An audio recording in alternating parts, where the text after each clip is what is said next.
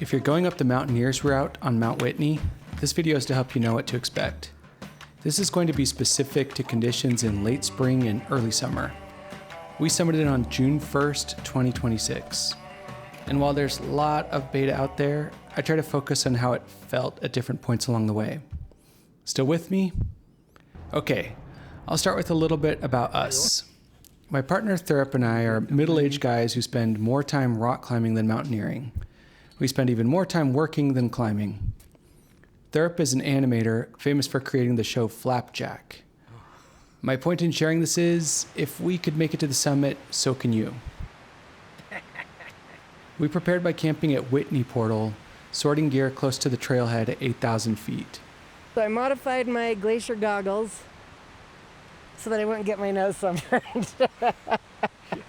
But I also didn't want to get my cheeks sunburned. Now I don't have to wear sunblock. Everything else is going to be covered. I'm going to have gloves on. You're ready to rip. Sunblock free.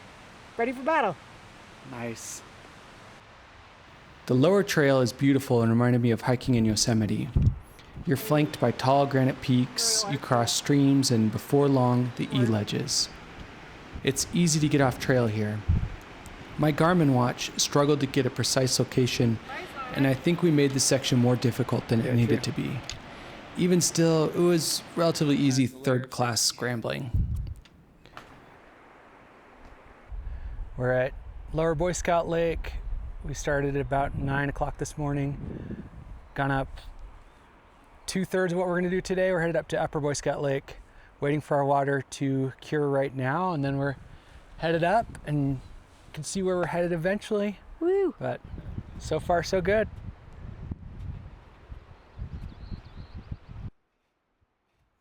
The one flat spot. What? We chose to camp at Upper Boy Scout Lake. Speaking with people in town and reading weather forecasts, I had the mistaken impression it would be super cold, maybe even covered in snow. In fact, it was warm and pleasant. We are Upper Boy Scout Lake. This is where we're going to stay tonight. It's a beautiful alpine lake with granite peaks towering above the background. It's a lot warmer than we expected. I think the sun and the granite just makes everything nice. Won't be long before the sun goes over the mountain horizon, so we'll be ready for that. But in the meantime, enjoying the beautiful weather. So far, it's been a perfect descent. And then tomorrow we get up probably around 2:30 or 3 a.m. and start hiking up towards Mount Whitney, Mountaineers route. All right. I noticed the weather forecasts either predicted spots that are too high up on the mountain or too low. It's tough to get a precise read, so my advice is to average a few sources. I could have easily saved some weight on a sleeping bag liner, an extra layer, as I was plenty cozy in our lakeside tent.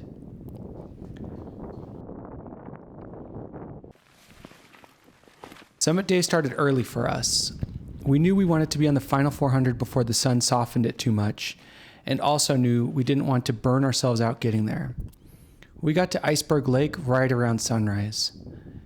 It's impossible to capture all of the beauty from the Alpenglow on video.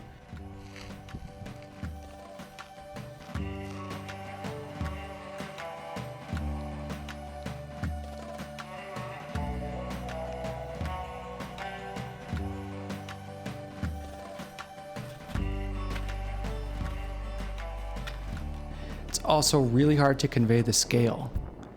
I had read about the East Couloir, the path that John Muir first climbed in 1873. I had seen videos, had heard people derisively call it a walk-up. And while the climbing is easy and secure, this section is long. I went back to my map and calculated that it gains 1,500 feet of elevation in just a half mile. By the time we made it to the notch, we felt cooked from the sun and lack of wind in the couloir. We both left layers about halfway up, a decision we regretted as soon as the wind picked up at the notch. Still, our stoke was high. All right, we made it to the notch. The couloir was a bit of a schlep. It's a long way, a lot of little pit stops and rest stops, dropped off some gear. But the good news is we're here, and it looks like the final 400 still mostly in the shade. So we should have a good summit attempt still. It's getting warm though, so we've got to race against the sun, and that's our strategy to get to the top. If you're going up the Mountaineers route in late spring, expect the final 400 to begin with scrambling on granite boulders covered with a thin layer of ice or verglas.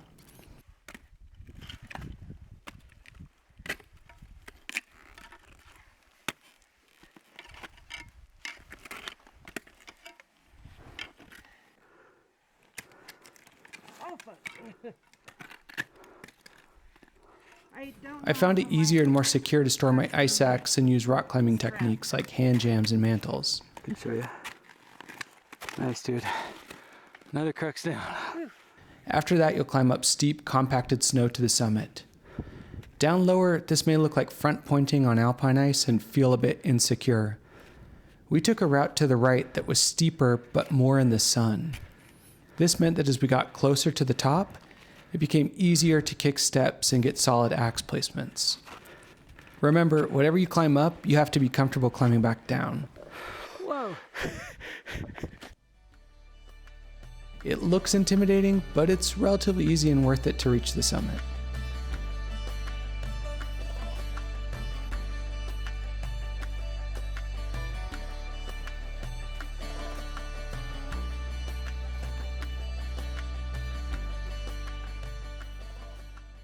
We're at the top of Mount Whitney. Woo. It's incredible. You can see 360 panorama, and we're exhausted but stoked. Yeah, camera's shaking because I'm freaking worked. We're both worked as hell. Final 400 was a little bit terrifying. Very, very kind of hard snow. Luckily, we got to follow up some decent steps that someone kicked in, so thank God for them. And now we just have to do it all in reverse. Woo. As we came back down, we joined a guy who had made it about 200 feet up the final 400. He decided the snow climb was too steep and risky for his taste. Others at camp had done the same the previous day. For context, my partner Thurop loved the final 400 and did not feel scared on the snow climb at all. I was in the zone, almost unconsciously placing my axe in front points, but the heart rate reading on my watch suggests that I was still aware of the exposure and fall risk.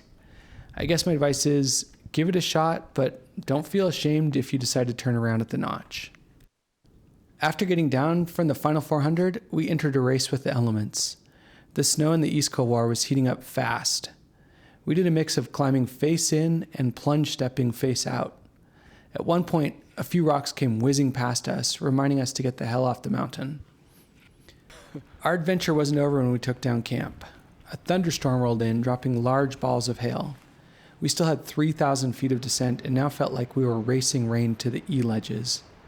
Luckily, that cleared and we got back to the trailhead at 9, exhausted but thrilled that we got to stand on top of Mount Whitney.